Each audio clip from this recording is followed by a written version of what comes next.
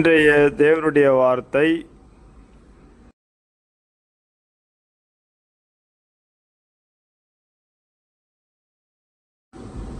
என்னில் நிலைத்திராவிட்டால் கனி கொடுக்க மாட்டீர்கள். தேவனுடைய வார்த்தையை விசுவாசத்துடன் கேட்போம் வாருங்கள்.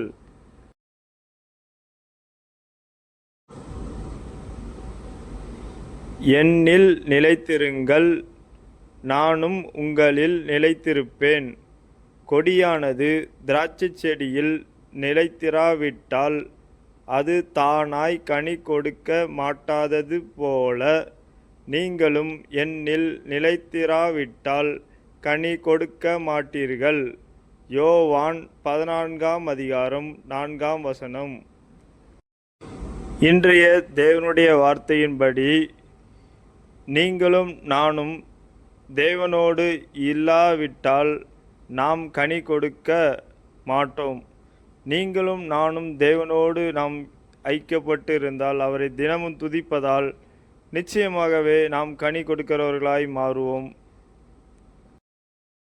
இன்னும் அநேக இடங்களில், வேலை இடங்களில், நாம் தொழில் செய்யும் இடங்களில், கணவன் மனைவிக்குள்ள, குடும்ப உறவுகளுக்குள்ள நாம் தேவனோடு இருந்தால் தேவன் நிச்சயமாகவே நம்மளை கனி உள்ளவர்களாய் மாற்றுவார்.